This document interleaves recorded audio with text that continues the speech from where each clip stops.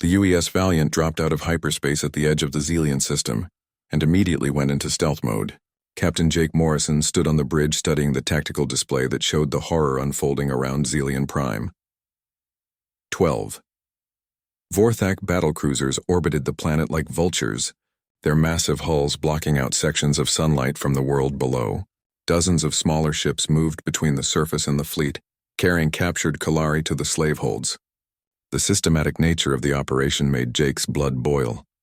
Lieutenant Commander Amy Brooks worked at her tactical station, analyzing the enemy formation. The Vorthak had positioned their ships for maximum intimidation, rather than defensive efficiency. They weren't expecting any real resistance. "They've got us outnumbered 12-1 in capital ships," Amy reported, plus about 40 fighters and transport vessels.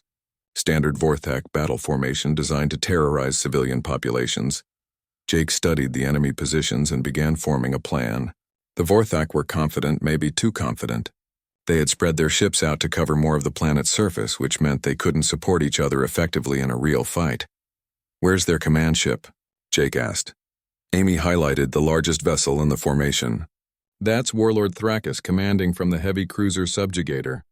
It's their most powerful ship, but it's positioned in the center of the formation." Engineer Kate Phillips called from the engine room. "Captain, I've finished the weapon modifications. We've got triple normal firepower, but the systems will burn out after about 20 minutes of sustained combat." 20 minutes should be enough," Jake said grimly.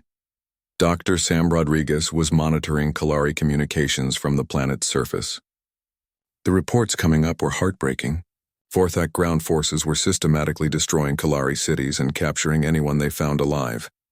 "The Kalari are hiding in underground shelters," Sam reported, "but the Vorthak are using sensor equipment to find them. They're pulling out families and separating parents from children."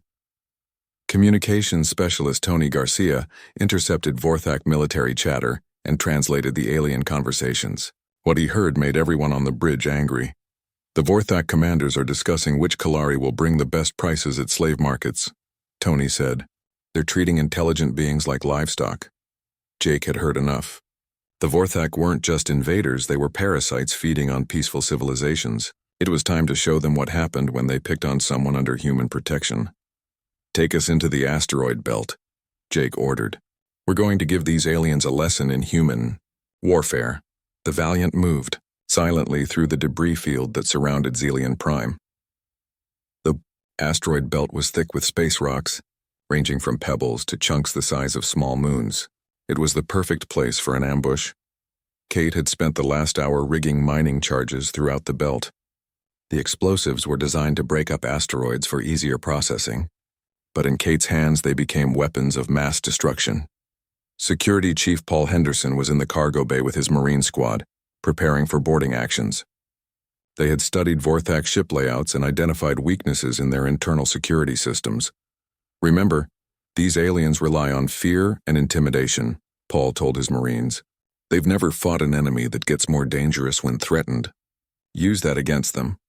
The Marines checked their equipment one final time. Each soldier carried weapons designed for fighting in the confined spaces of enemy ships.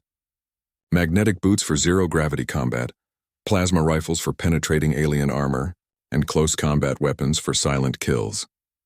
Jake positioned the Valiant behind a large asteroid and waited for the perfect moment to strike.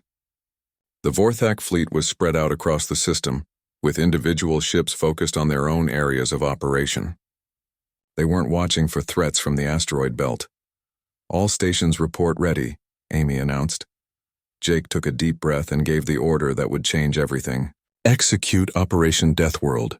Kate triggered the first wave of mining charges throughout the asteroid belt. Massive explosions sent chunks of rock the size of buildings flying toward the Vorthak formation. The aliens had no warning before the improvised artillery barrage hit their ships. The Vorthak fleet was caught completely off guard. Their sensors had been focused on the planet below, not watching for threats from what they assumed was empty space. Asteroids moving at high velocity smashed into their hulls, damaging shields and crushing smaller vessels. While the aliens scrambled to respond to the unexpected attack, the Valiant emerged from hiding with all weapons blazing. Kate's modified plasma cannons fired at 3 times normal power, cutting through Vorthak shields like they were made of paper. But Jake wasn't trying to destroy the enemy ships outright. Instead, Amy targeted specific systems with surgical precision. Engine sections, weapon arrays, and communication equipment were systematically disabled, leaving the alien vessels helpless but intact. "Why aren't we just blowing them up?" Amy asked as she fired another precise salvo. "Because we're going to capture them," Jake replied. "I want to interrogate their commanders and rescue any Kalari they've already taken." The Vorthak fleet tried to regroup and return fire, but their coordination was broken. The asteroid bombardment had damaged several ships, and the precise human attacks had disabled their communication network. Individual captains were making decisions without knowing what the rest of the fleet was doing. Warlord Thrakus aboard the subjugator finally managed to establish contact with his surviving ships. His voice came over the communication channels, speaking in the harsh Vorthak language that Tony quickly translated. "Unknown vessel, you will surrender immediately or we will destroy this planet's surface," Thrakus threatened. "We have orbital bombardment weapons aimed at every Kalari city." Jake smiled coldly. The alien commander was trying to use the same intimidation tactics that worked on peaceful species. He had no idea he was dealing with humans who didn't respond to threats the way other aliens did. "Tony, open a channel to all Vorthak ships," Jake ordered. When the connection was established, Jake spoke in a calm, steady voice that somehow carried more menace than any shouting could have managed. "This is Captain Jake Morrison of the Earth vessel Valiant. You have 5 minutes to begin evacuating Kalari civilians from your ships. Any vessel that attempts to harm prisoners or bombard the planet will be destroyed immediately." Thrakus responded with typical Vorthak arrogance. "You are one small ship against our entire fleet. We will crush you and enslave your crew along with the Kalari." "You're welcome to try," Jake replied. What happened next became the stuff of galactic legend. The Valiant moved through the Vorthak formation like a predator among prey, systematically disabling ship after ship with terrifying efficiency. Paul Henderson's Marines used the confusion to board disabled vessels.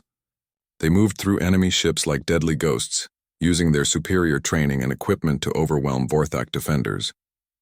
The alien soldiers had never faced opponents who fought with such coordinated aggression. Kate's mining charges continued exploding throughout the system, turning space into a three-dimensional minefield. Vorthak ships trying to maneuver found themselves dodging massive chunks of rock while under attack from human weapons. Dr. Rodriguez monitored alien communications and realized something important was happening. The Vorthak were experiencing genuine fear for the first time in their military careers. These aliens had built their empire by terrorizing peaceful species, but now they faced an enemy that seemed to enjoy combat. "Captain, I'm detecting panic in their communications," Rodriguez reported. "They're calling for reinforcements and discussing retreat options." Jake wasn't surprised. The Vorthak had probably never fought an opponent that got more dangerous when threatened. Their entire military doctrine was based on quick victories against helpless enemies. The battle reached its climax when Jake made a decision that would echo through galactic history. Instead of continuing the long-range engagement, he ordered the Valiant to ram the Vorthak command ship. "Are you insane?" Amy asked. "Trust me," Jake replied. The Valiant's reinforced hull, designed for operating in asteroid fields and hostile environments, proved more than capable of surviving the collision. The human ship smashed through the subjugators' shields and drove deep into the alien vessel's hull. Warlord Thrakus found himself face to face with human Marines who had boarded his ship through the breach. Paul Henderson personally arrested the alien commander while his squad secured the bridge. The sight of their command ship being torn apart by a human ramming attack broke the remaining Vorthak morale completely. The surviving alien vessels began transmitting surrender signals, though Jake wasn't inclined to accept them. "Sir, several Vorthak ships are requesting terms of surrender," Tony reported. Jake looked at the tactical display showing the devastation they had caused. Most of the enemy fleet was disabled or destroyed, and Kalari civilians were being rescued from the slave holds. "Tell them we don't negotiate with slavers," Jake said. "They can surrender unconditionally or be destroyed. Those are their only options." Within minutes, the entire Vorthak fleet had either surrendered or been eliminated. Not a single enemy vessel escaped to carry word of their defeat back to the Empire. The UES Valiant raced through space toward the Zelian system at maximum speed. Captain Jake Morrison had made his choice and there was no turning back now. As the ship traveled through hyperspace, the crew began preparing for what they might find when they arrived. Communications specialist Tony Garcia monitored alien chatter from nearby systems. Word was already spreading about a human ship heading toward Zelian Prime. The reaction from different alien species was mixed and telling. "Captain, you need to hear this," Tony said, putting the alien transmissions through the bridge speakers. The first voice belonged to a Thraxian trader who sounded worried. "Human warship detected moving toward Zelian system. Recommend all civilian traffic avoid the area. When Deathworlders get involved, things get very dangerous very quickly." Jake frowned at being called a Deathworlder, though he understood why aliens used that term. Earth was considered one of the most hostile planets in known space. Most worlds that produced intelligent life were gentle garden planets with mild weather and friendly animals. Earth was different. Earth had ice ages, massive storms, earthquakes, volcanoes, and countless predators. Humans had evolved in a world that was constantly trying to kill them. They developed technology not just to explore, but to survive in environments that would destroy most other species. The next transmission came from a Kalari ship that had escaped the initial attack. "Please, if any humans are listening, our people are dying. We know your species has a reputation for violence, but we need help. The Vorthak are destroying everything." Tony switched to another channel where alien military officers were discussing human combat capabilities. Their conversation was both respectful and fearful. Human forces destroyed an entire hegemony fleet in the Sector 7 conflict, one alien officer said. "They used tactics we had never seen before." "Very aggressive, very effective," his companion agreed. "Humans don't fight like civilized species. They fight like predators. No honor, no rules, just results. It's terrifying, but it works." Dr. Ryan Bell looked up from his research station where he had been studying more about Earth's reputation in the galaxy. What he found was disturbing but not surprising. According to these records, most alien species classify humans as a dangerous predator species, Ryan said. "They respect our technology and fear our military, but many think we're too violent to be trusted." Jake understood the alien perspective even if he didn't like it. Humans had only been in space for a few decades, but they had already fought several conflicts. Each time, human forces had won through tactics that aliens considered brutal or unfair.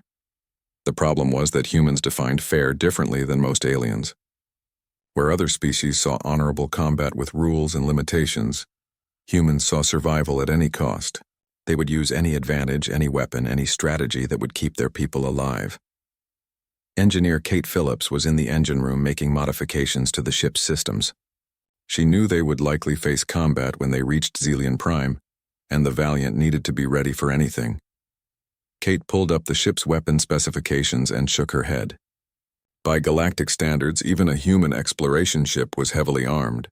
The plasma cannons designed for asteroid mining could easily destroy most alien vessels. The defensive systems meant to protect against space debris could stop direct military attacks. "Hey, Tony," Kate called over the comm system. "What do aliens usually arm their ships with?" Tony checked his database and laughed. "Most species use low-powered energy weapons designed to disable rather than destroy. They prefer to capture enemy ships intact. Very civilized." Kate grinned as she looked at the Valiant's weapon systems. The mining lasers alone could cut an alien ship in half. The cargo bay was full of explosive charges meant for breaking up asteroids. In human hands, peaceful mining equipment became weapons of war. She began overcharging the plasma systems, pushing them beyond normal safety limits. The modifications were dangerous and would probably damage the ship eventually, but they would triple the weapon power output. Kate figured they might only get one chance to fight, so they better make it count. Medical Officer Dr. Sam Rodriguez was studying Kalari biology and culture, trying to understand the species they were risking everything to save. What he learned made their situation even more tragic. The Kalari had literally evolved beyond violence. Over 1,000 years ago, they had made a species-wide decision to eliminate aggression from their society. Through genetic therapy and cultural changes, they had removed the ability to commit violence from their people. "They can't fight back even if they wanted to," Sam explained to the bridge crew. "Violence causes them physical pain. They're literally incapable of hurting another living being." Jake felt his anger grow even stronger. The Vorthak had specifically chosen to attack a species that couldn't defend itself. It wasn't war. It was slaughter. Security Chief Paul Henderson was in the armory preparing his Marine squad for potential ground combat. He had been studying Vorthak military tactics and found several weaknesses to exploit. The Vorthak are bullies, Paul explained to his Marines. They're used to fighting opponents who surrender quickly. They've never faced resistance from a species that fights back harder when threatened. His squad consisted of 12 Marines armed with standard human military equipment. By alien standards, they were carrying enough firepower to level a small city. Each Marine had weapons designed for different situations: close combat, long range, and everything in between. Paul showed his team recordings of previous Vorthak attacks. The aliens relied on intimidation and overwhelming numbers. They expected their enemies to panic and run. When faced with organized resistance, Vorthak forces often became confused and made tactical mistakes. Remember, these things have been beating up peaceful species for centuries, Paul said. They've never fought anyone who shoots back with intent to kill. As the Valiant continued toward Xelian Prime, more alien transmissions reached them. Some species were offering support while others warned them to stay away. The galaxy was watching to see what the humans would do. A transmission from the Galactic Council ordered any human forces to withdraw and allow proper diplomatic channels to handle the situation. Jake deleted the message without responding. By the time diplomats finished talking, the Kalari would be extinct. Lisa Carter intercepted a Vorthak military communication that made everyone on the bridge stop what they were doing. The alien commander was discussing his plans for the captured Kalari children. Translation complete, Lisa said, her voice shaking with anger. The Vorthak are planning to use Kalari younglings for combat training exercises. They want to teach their soldiers how to hunt moving targets. The bridge fell silent. Everyone understood what that meant.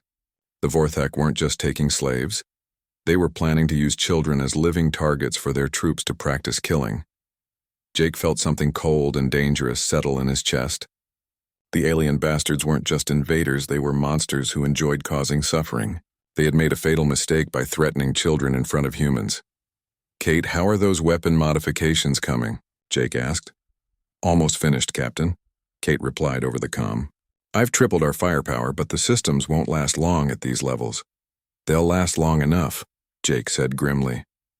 Tony picked up another transmission, this one from a fleeing Kalari transport ship. The aliens were describing the systematic destruction of their civilization. Vorthak forces were herding civilians into capture zones while bombing anything that might be useful to the resistance. "Captain, the Kalari are asking if we're really coming to help them," Tony said. "They can't believe any species would risk themselves for strangers." Jake looked at his crew and saw the same determination in their eyes that he felt in his heart. They were humans from Earth, descendants of people who had fought wars to stop genocide and protect the innocent. This was what they did. "Tell them we're coming," Jake said. "Tell them the Deathworlders are very angry." The crew went back to their preparations with renewed focus. They all understood what they were about to do. They were going to show the Vorthak Empire what happened when someone threatened children in front of humans. In a few hours, the galaxy would learn why Earth was called a death world, and why its people had such a dark reputation. Captain Jake Morrison stood on the bridge of the UES Valiant, watching the stars drift past the main screen. 3 months of patrol duty along the outer rim had been quiet, almost too quiet for his liking. The crew was getting restless, and Jake could feel it in the air. His ship was built for action, not endless patrols through empty space. The Valiant was a tough ship, designed for deep space exploration and mining operations. Her hull could take a beating from asteroids, and her weapons were meant to clear dangerous debris. Most alien species thought human ships were built like weapons of war, but Jake knew better. They were built to survive in a universe that wanted to kill them. Communications Officer Lisa Carter looked up from her station with a puzzled expression. She had been monitoring the usual chatter from nearby systems when something different came through her equipment. The signal was weak and broken, coming from somewhere deep in the Xelian system. "Captain, I'm picking up something strange," Lisa said, adjusting her headset. "It's not like anything I've heard before. The language is completely alien, but the tone sounds desperate." Jake walked over to her station and listened to the crackling transmission. Even through the static and foreign words, he could hear panic in the voices. "Someone was in serious trouble. Can you clean it up?" Jake asked. Lisa's fingers flew over her controls, running the signal through various filters and translation programs. Slowly, the message became clearer, though still in an unknown language. Dr. Ryan Bell hurried over from the science station when he heard the commotion. Ryan was their best expert on alien languages and cultures. He had spent years studying different species and their ways of communicating. "Let me hear it," Ryan said, putting on a spare headset. As the message played, Ryan's face grew serious. He pulled up his translation database and began working on decoding the alien words. The computer systems helped, but it was slow work. "It's from the Kalari," Ryan said after several minutes. "They're a peaceful species from Zelian Prime. Never heard them send any kind of distress call before." Jake knew about the Kalari from his briefings. They were famous throughout the galaxy for being completely peaceful. They had given up war and violence over 1,000 years ago. Their planet was considered one of the safest places in known space. "What are they saying?" Jake asked. Ryan continued working on the translation, his face getting more worried with each passing minute. The computer slowly converted the alien words into something they could understand. "They're under attack," Ryan said quietly. "Someone called the Vorthak Empire has invaded their world. The Kalari are asking for help from anyone who can hear their message." Lieutenant Commander Amy Brooks looked up from her tactical station. She knew about the Vorthak from military intelligence reports. They were bad news, a species that built their empire by conquering peaceful worlds and taking slaves. "The Vorthak are nasty," Amy said. "They specialize in attacking species that can't fight back. Perfect targets for their slave raids." Jake felt his jaw tighten. He had heard stories about the Vorthak Empire and their brutal methods. They would attack peaceful worlds, kill anyone who resisted, and take the rest as slaves. The thought of it happening to the gentle Kalari made his blood boil. "Keep working on that translation," Jake ordered. "I want to know exactly what's happening down there." As Ryan continued his work, more details emerged from the desperate message. The Kalari were describing horrible attacks on their cities. Vorthak ships had appeared without warning and begun bombing civilian areas. Ground troops were landing and capturing anyone they could find. The worst part was how helpless the Kalari sounded. They had no weapons, no military, no way to defend themselves. They had lived in peace for so long that they had forgotten how to fight. Now they were paying the price for their trust in the goodness of the universe. They're offering their entire medical database in exchange for help. Ryan translated. "Everything they know about healing and medicine. It's worth more than most planets." Jake knew the value of Kalari medical knowledge. Their peaceful society had focused on saving lives rather than taking them. Their healing technology was the most advanced in the galaxy. Engineer Kate Phillips joined the group around the communications station. She had been listening to the conversation from her post and wanted to know what was happening. "How long do they have?" Kate asked. Ryan listened to more of the message and shook his head. "Not long. Maybe days before their population centers are completely overrun. The Vorthak aren't taking prisoners except for slaves." Jake felt anger building in his chest. The Kalari were innocent people who had never hurt anyone. They devoted their lives to healing and learning, and now they faced extinction because some alien empire wanted slaves. "What are our orders regarding this kind of situation?" Amy asked. Jake knew the answer and he didn't like it. Earth's military had strict rules about getting involved in alien conflicts. They were supposed to report situations like this to Earth Command and wait for orders. The process could take weeks or months. "We're supposed to observe and report," Jake said through gritted teeth. "No direct intervention without authorization from Earth Command." The bridge fell silent as everyone realized what that meant. By the time Earth Command made a decision, the Kalari would be dead or enslaved. The bureaucrats back on Earth would debate and argue while an entire peaceful civilization was destroyed. Lisa continued monitoring the Kalari transmissions, and each update was worse than the last.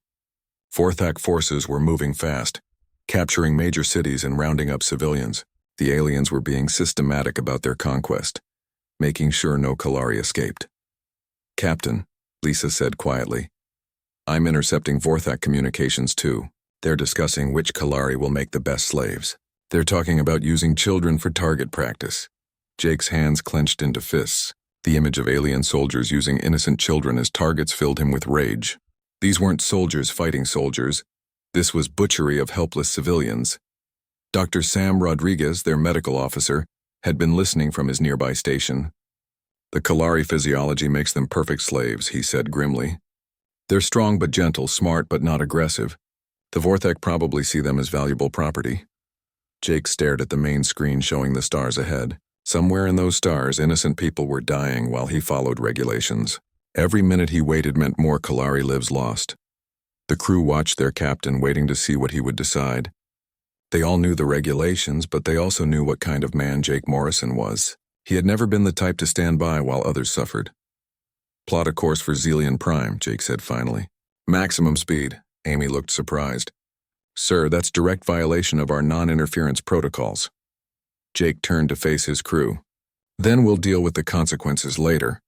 I won't let genocide happen while we fill out paperwork." The bridge erupted in quiet activity as the crew prepared to change course. They were going rogue, violating direct orders and risking their careers. But not one of them questioned the captain's decision. The aftermath of the space battle left the Zelian system littered with disabled Vorthak ships and floating debris. Captain Jake Morrison stood in the damaged bridge of the UES Valiant, watching his crew work to secure their victory. The ramming attack had been successful, but it had also damaged their own ship. Engineer Kate Phillips reported from the engine room where sparks still flew from overloaded systems. "Captain, the weapon modifications burned out just like I predicted. We've got basic systems running, but we won't be firing any more triple power shots anytime soon." "That's fine," Jake replied. "I think we've made our point." Security Chief Paul Henderson was aboard the captured Vorthak command ship, interrogating Warlord Thrakis. The alien commander was learning that humans treated prisoners much differently than his own species did. Instead of torture or execution, Paul was following proper military protocols while extracting vital intelligence. "The Vorthak have ground forces on 17 different locations across Zelian Prime," Paul reported over the comm. "Thrakis says they have about 5,000 troops planetside, plus heavy equipment for mining operations." Jake studied the tactical display showing Vorthak positions on the planet's surface. The aliens had been systematic in their conquest, establishing bases near major Kalari population centers and important resource sites. Dr. Sam Rodriguez was in the medical bay, treating rescued Kalari civilians. The gentle aliens were traumatized by their experience but grateful beyond words for their rescue. Sam found their physiology fascinating and disturbing at the same time. "Captain, you need to see this," Sam called from the medical bay. Jake made his way through the damaged corridors to find Sam examining a young Kalari female who couldn't have been more than 12 years old in human terms. The alien child was covered in bruises and seemed terrified of everything around her. "The Vorthak were using Kalari children for combat training," Sam explained quietly. "This little one was scheduled to be hunted by Vorthak soldiers tomorrow. They call it live target practice." Jake felt rage building in his chest again. The idea of alien soldiers hunting children for sport made him want to space every Vorthak prisoner they had taken. But he was better than that, better than them. "How many other children did we rescue?" Jake asked. 43 so far," Sam replied. "All of them were marked for training exercises or entertainment purposes. The Vorthak don't just take slaves, they enjoy causing suffering." Communications specialist Tony Garcia called from the bridge. "Captain, we're receiving transmissions from Kalari resistance groups on the planet. They're asking if we can help with the ground forces." Jake made his way back to the bridge where Tony had managed to establish contact with Kalari civilians hiding in underground shelters. The transmissions painted a grim picture of the situation planetside. "The Vorthak are using terror tactics," Tony translated. "They're forcing captured Kalari to broadcast surrender messages to their families. Anyone who doesn't comply gets executed publicly." Lieutenant Commander Amy Brooks was studying sensor readings from the planet's surface. The Vorthak ground forces were well equipped and had established fortified positions. A conventional assault would be costly and time-consuming. "We could bombard their positions from orbit," Amy suggested. "But there are Kalari civilians being held in most of their bases. We'd kill the people we're trying to save." Jake understood the tactical problem. The Vorthak were using their prisoners as human shields, counting on their enemies being too civilized to risk civilian casualties. It was a smart strategy against most species, but they were dealing with humans now. "Paul, how many Marines do we have available for ground operations?" Jake asked. 12 including myself," Paul replied from the captured Vorthak ship, "plus whatever equipment we can salvage from enemy vessels." 13 against 5,000, Amy said. "Those are terrible odds." Jake smiled grimly. "Only if you fight fair." What followed became known in galactic military history as the Zelian Ground Campaign, though most alien species preferred not to discuss the details. Human tactics during the liberation were considered too brutal for civilized warfare. Paul Henderson led his Marine squad to the planet's surface using captured Vorthak transport ships. The aliens on the ground had no idea their fleet had been destroyed, so the human infiltration went undetected initially. The Marines split into small teams and began hitting Vorthak positions using guerrilla tactics. They moved at night, struck without warning, and disappeared before the aliens could respond. Each attack was designed to cause maximum psychological damage to enemy morale. Kate Phillips had rigged improvised explosives using Vorthak mining equipment. The aliens had brought heavy machinery to strip mine Kalari resources, but in human hands the equipment became weapons of terror. Entire Vorthak bases would suddenly explode without warning. Dr. Rodriguez provided medical support while also analyzing Vorthak biology for weaknesses. He discovered that the aliens had poor night vision and relied heavily on their technological sensors. The Marines used this information to plan attacks that left the enemy blind and helpless. The psychological effect on Vorthak ground forces was devastating. These aliens were used to fighting helpless civilians who surrendered quickly. Instead, they faced an enemy that seemed to appear from nowhere, strike with overwhelming force, and vanish like ghosts. Jake monitored the ground operations from orbit while coordinating with Kalari resistance groups. The peaceful aliens couldn't fight directly, but they could provide intelligence about Vorthak positions and help rescue captured civilians. "Captain, we're getting reports from all over the planet," Tony said. "Vorthak commanders are requesting immediate evacuation. Their troops are deserting their posts." The turning point came when Paul's Marines rescued a group of Kalari children who had been scheduled for execution. The sight of terrified alien youngsters being used as entertainment by Vorthak soldiers pushed the humans beyond professional military conduct into something much more personal. "Sir, we've eliminated the Vorthak command post at Grid 7, Paul reported. "No enemy survivors." Jake noticed the flat tone in Paul's voice. His security chief was a professional soldier who followed the rules of war. But the Vorthak had crossed lines that humans considered unforgivable. The Vorthak ground forces began broadcasting surrender offers, but Jake wasn't interested in negotiations. These aliens had come to Zelian Prime to commit genocide and enslave children. They deserved no mercy from human forces. "All Vorthak personnel will lay down their weapons and assemble at designated coordinates." Jake broadcast to the planet. "Any alien found with weapons or near-captured civilians will be considered hostile and eliminated." The systematic destruction of Vorthak positions continued for 3 days. Human Marines moved through enemy territory like a plague, destroying everything connected to the alien occupation. Bases, equipment, supply lines, and communication networks were all eliminated with ruthless efficiency. Dr. Rodriguez documented Vorthak atrocities for future war crimes trials. The evidence was overwhelming and disgusting. The aliens had tortured civilians for entertainment, used children as target practice, and planned to sell entire families into slavery. "Uptin, I've found something you need to see," Rodriguez called from a liberated Vorthak base. Jake transported down to the planet's surface to find Rodriguez standing in what had been a Vorthak recreation area. The room was set up like an arena, with cages around the edges and weapons racks along the walls. They were forcing Kalari civilians to fight each other for entertainment. Rodriguez explained. Families were made to battle to the death while Vorthak soldiers bet on the outcomes. Jake stared at the evidence of systematic cruelty and felt something cold settle in his heart. The Vorthak weren't just enemies, they were monsters who enjoyed causing suffering for its own sake. "How many Vorthak are left alive on the planet?" Jake asked. Paul checked his tactical display. "About 800 have surrendered. Most of their equipment is destroyed and their command structure has collapsed completely. Ship them up to the prison ships," Jake ordered. "I want every Vorthak off this planet within 12 hours. As the last Vorthak forces were removed from Zelian Prime, the Kalari civilians began emerging from their hiding places. The gentle aliens were amazed that their entire world had been liberated by a single human ship and 13 Marines. The rescued Kalari children were the most affected by the human rescue. They had expected to die horribly at alien hands, but instead they found themselves protected by creatures from the legendary Deathworld.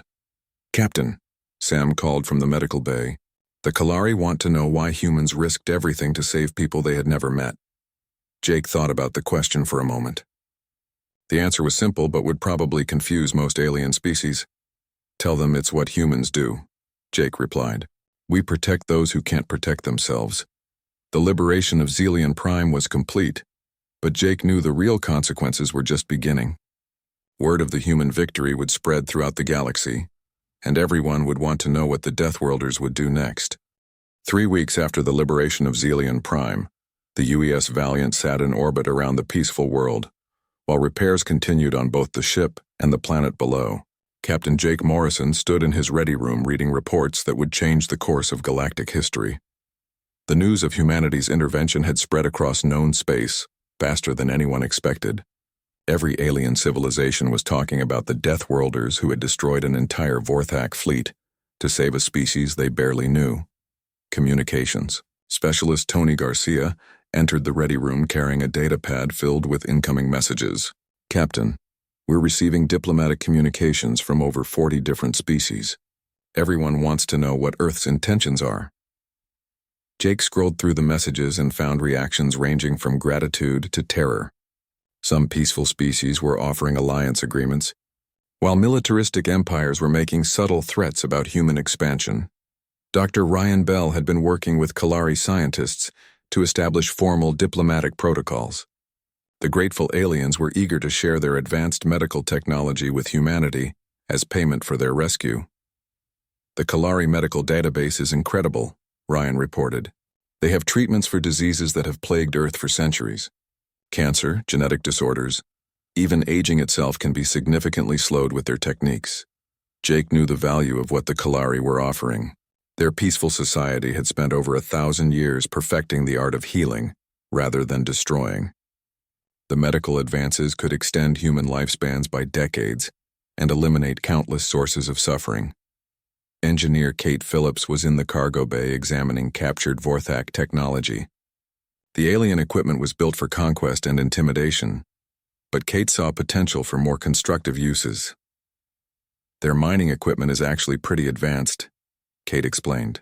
With some modifications, we could use it for asteroid processing and deep space construction projects. The power systems are much more efficient than our current designs. Lieutenant Commander Amy Brooks was analyzing strategic reports from across the galaxy. The destruction of the Vorthak fleet had sent shockwaves through every military organization in known space. The Vorthak Empire has recalled all their expansion fleets, Amy reported. They're consolidating forces around their core systems and avoiding contact with any human vessels. Word is that they've classified our species as a terminal threat. Jake smiled at that designation. The Vorthak had built their empire by attacking peaceful species that couldn't fight back. Now they faced an opponent that not only fought back but won decisively. Their entire military doctrine was useless against human tactics. Security Chief Paul Henderson returned from the planet's surface where he had been helping establish new defensive protocols for the Kalari. The peaceful aliens were struggling to understand the concept of military security. The Kalari want to learn how to defend themselves, Paul reported, but their pacifist nature makes it almost impossible for them to use weapons. I'm working on non-lethal defensive systems instead. Dr. Sam Rodriguez had been treating Kalari civilians who were still recovering from their traumatic experience with the Vorthak. The gentle aliens were amazed by human medical techniques that focused on mental as well as physical healing. Captain, the Kalari are asking if humans would consider establishing a permanent presence in their system, Sam said. They feel safer knowing Deathworlders are nearby to protect them. Jake understood the Kalari concern. Word of their liberation would spread to other aggressive species who might see them as easy targets. The peaceful aliens needed protection from a galaxy that wasn't always peaceful. Tony received another priority transmission, this one bearing the official seal of the Galactic Council. The governing body of civilized space had finally decided to respond to human actions in the Zelion system. Sir, it's from Council Chairwoman Valina of the Centauri Assembly, Tony announced. She's requesting immediate communication with Earth Command regarding human military activities. Jake activated the communication system and found himself face-to-face with an elegant alien female, whose species was known for diplomatic skill. Chairwoman Valina looked both impressed and concerned. Captain Morrison, the Galactic Council has been monitoring the situation in the Zelion system, she began. Your actions have raised several important questions about Earth's role in galactic affairs. What kind of questions?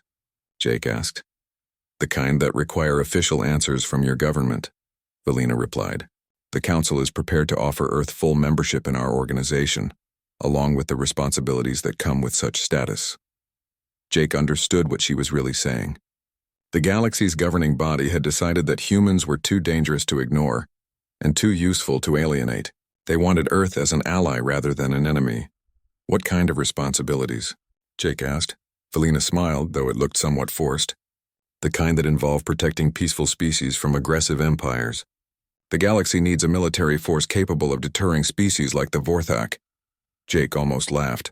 The Galactic Council had spent decades trying to handle aggressive species through diplomacy and economic sanctions. Now they wanted humans to serve as their military enforcers.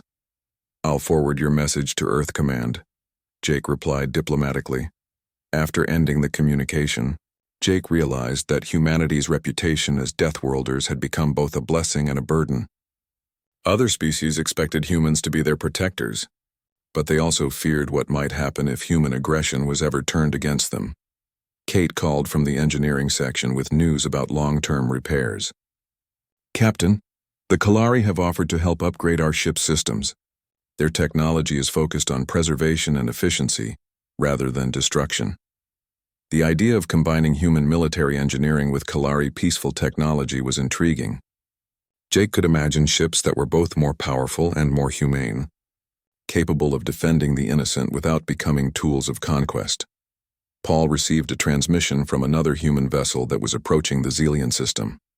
Earth Command had finally responded to Jake's unauthorized mission, but not in the way anyone expected.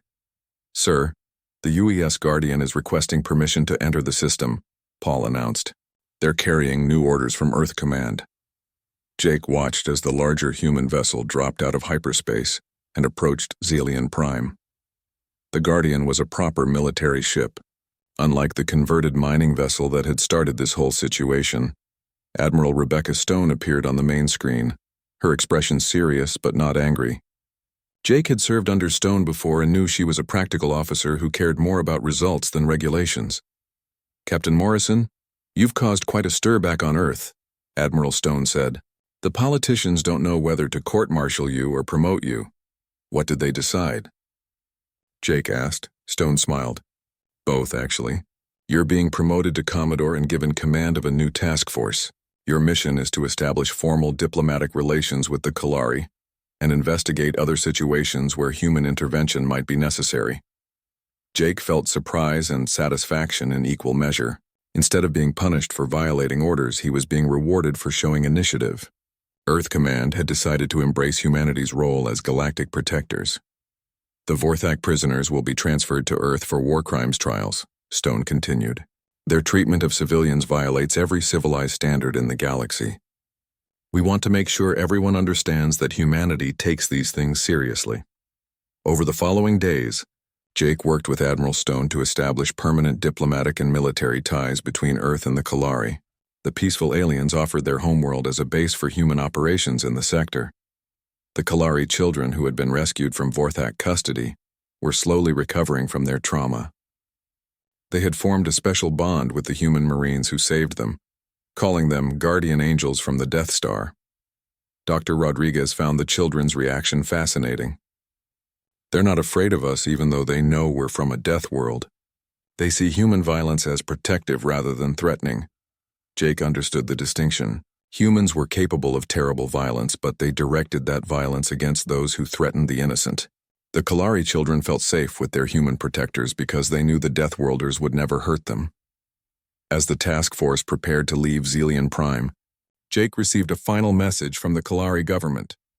They were establishing a memorial to honor the humans who had saved their civilization, and they wanted Jake to know that Earth would always have friends among the stars.